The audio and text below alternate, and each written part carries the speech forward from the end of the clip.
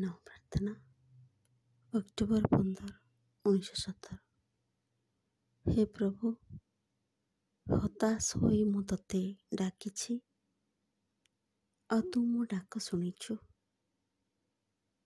ନିଜର ପରିସ୍ଥିତି ଓ ଅବସ୍ଥା ବିଷୟରେ ଅଭିଯୋଗ କରିବା ମୋର ଭୁଲ ହୋଇଛି। ମୁଁ ନିଜେ ଯାହା, ସେହି ଅବସ୍ଥା କ'ଣ ତାର ଅନୁରୂପ ନୁହେଁ?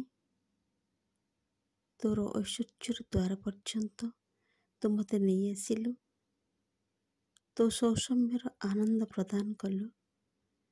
ସେଥିପାଇଁ ମନେ ହେଲା ମୁଁ ଯେପରି ଲକ୍ଷ୍ୟରେ ପହଞ୍ଚି ଯାଇଛି, କିନ୍ତୁ ପ୍ରକୃତରେ ତୁ ତୋ ଯନ୍ତ୍ରଟିକୁ ତୋ ଜ୍ୟୋତିର ପୂର୍ଣ୍ଣ ଆଲୋକରେ ଦେଖିନେଲୁ ଓ ତାକୁ ପୁଣି ଜଗତର ଅଗ୍ନିଚୁଲି ମଧ୍ୟରେ ବୁଡ଼ାଇ ରଖିଲୁ, ଯେଉଁଥିରେ ସେ ଆଉଥରେ ନୂଆ କରି ତରଳି ପରିଶୁଦ୍ଧ ଓ ପବିତ୍ର ହୋଇ ଉଠିବ।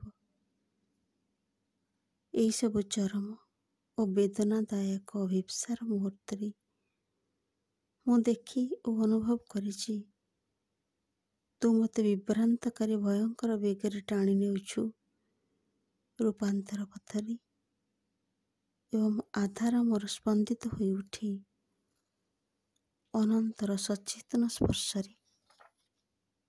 ଏହିପରି ହିଁ ତୁ ମୋତେ ଧୈର୍ଯ୍ୟ ଓ ଶକ୍ତି ପ୍ରଦାନ କରୁ, ଯଦ୍ୱାରା ମୁଁ ଏହି ନୂତନ ପରୀକ୍ଷା ଅତିକ୍ରମ କରିଯାଇପାରିବି।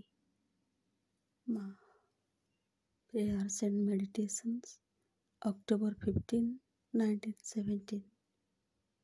I have cried to thee in my despair, O Lord, and thou hast answered my call. I have no right to complain of the circumstances of my existence. Are they not consonant with what I am? Because thou ledest me to the threshold of thy splendor, and gavest me the joy of thy harmony. I thought I had reached the goal, but in truth thou hast regarded thy instrument in the perfect clarity of thy light, and plunged it back into the crucible of the world, that it may be melted anew and purified.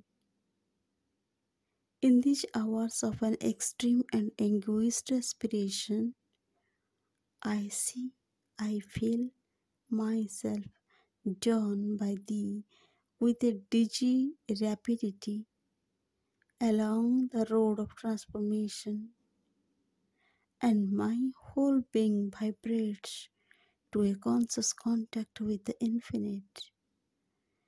It is so that thou givest me patience and strength to surmount this new ordeal.